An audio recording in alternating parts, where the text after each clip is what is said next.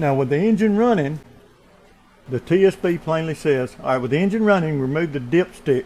If the noise stops, it was due to a vacuum leak, most likely caused from the crank seal. See, they're not even guaranteeing it's crank seal, they're just saying most likely. They don't want you to put a bunch of different parts on there, but they're saying most likely. I like that. So it's still back on your ass when it doesn't show up right. For this fault, a customer may also complain of hear a noise for up to 10 seconds after the engine is shut off. We've got that. It does stop the noise when I pull the dipstick cube, but the thing is it also starts smoking and missing bad. It doesn't say anything about missing bad. Here's what it says about that. Okay, this is due to a vacuum leak, crankcase equalizing atmospheric pressure. Proceed to the next step if the noise is still present. So what they want you to do is put a crank seal in it and see if it shuts the hell up. Now, I've got experience with PCV having issues, either being stuck open, stuff like that. Now here is what I have. I chose to replace the valve cover. It's built into the valve cover, but with the mileage and stuff on this, I went ahead and replaced the valve cover because this diaphragm,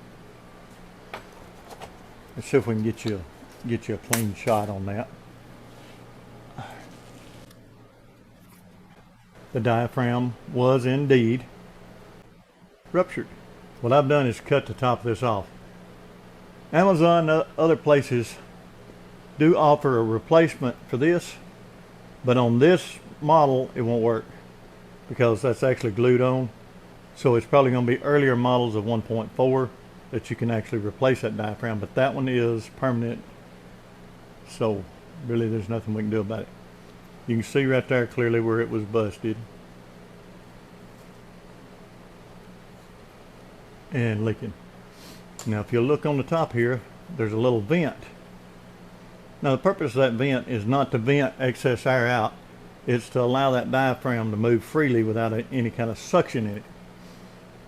And I didn't do it, wished I had of, but the thing is that would be the first place you'd check.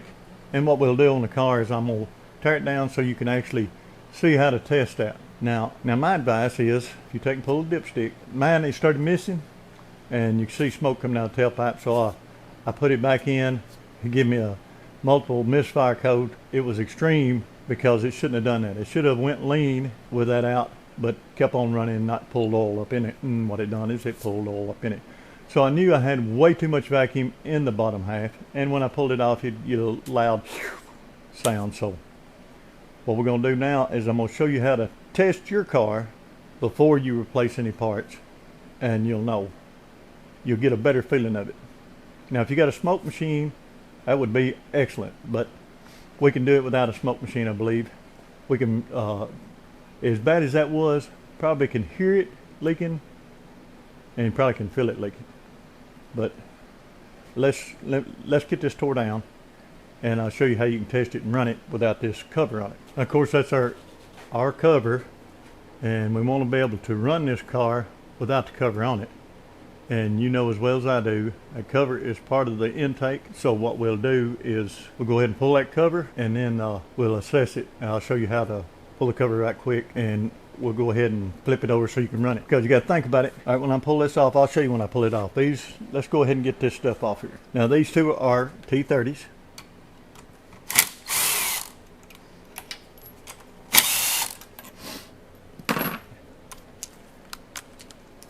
Now we also got a number 8mm for our hose clamps.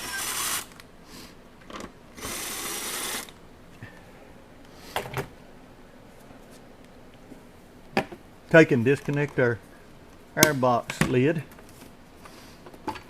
and we're not going to take this all the way off. We're just going to loosen her up, let her lay. Now you're going to have to remove your dipstick. Remember, it's going to have oil on it, so wherever you set it, it's going to leave a big oily print. Now all we have to do is raise this up a little bit, pull it back. This will probably slide off. If it's stuck, you may have to break it loose first. Now we have access to our valve cover and any issues that may persist. Now then, since how this has the mass airflow in it, we're just gonna make sure we don't break any wires, but it's gonna slide her back in there because this is for testing. We're not gonna run this car down the road like that. Now we're gonna snug this up and we're gonna put our air filter on top.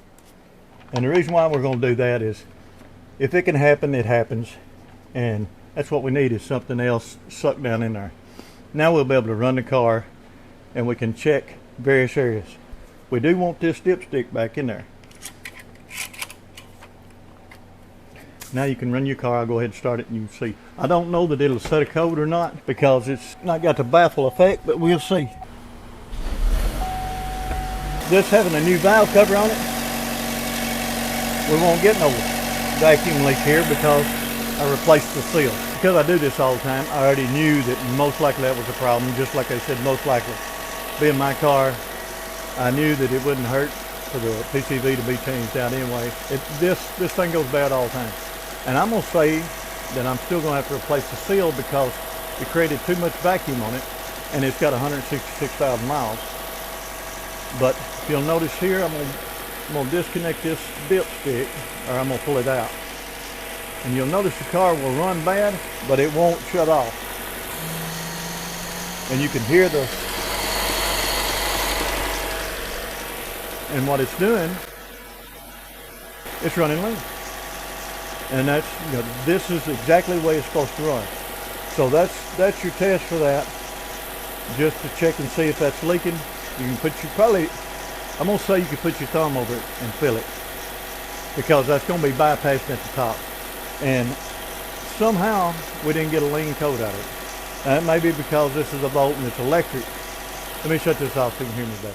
Now I don't know if you heard that or not, but that sound, after 10 seconds after the engine shut off, heard that squeaking sound? I believe that the front crank seal is bad.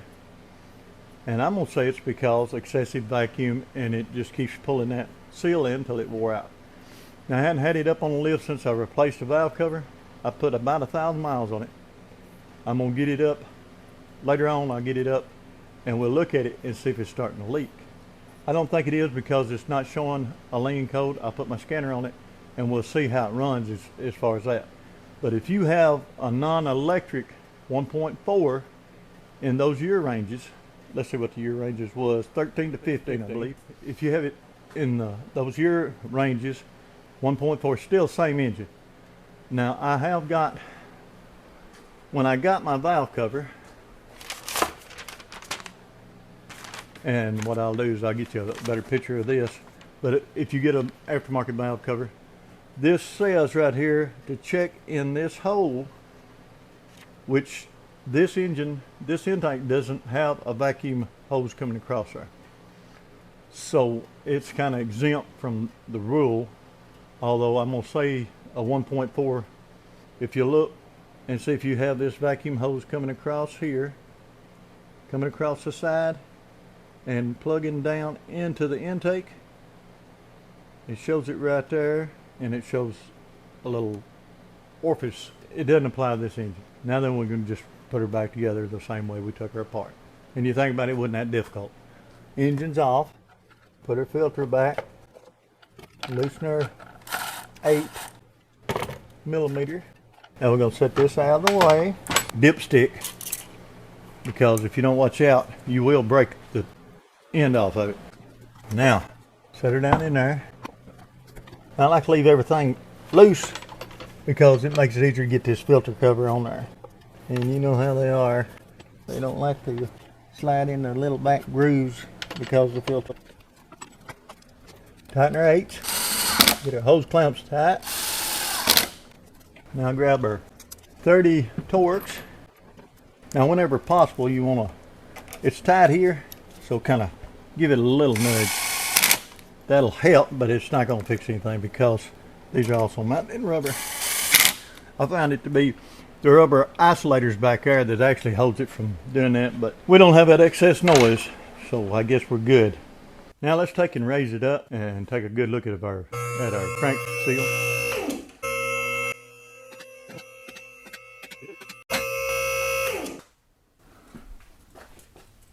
No, she's not leaking.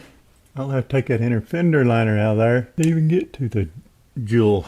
Well, at least it does separate right there. I've got all kinds of lines going down through there, so we'll see just how much of a fun day, we'll see just how fun a day that is. Thank you for watching. Our next video is going to be replacing the valve cover, so stay tuned.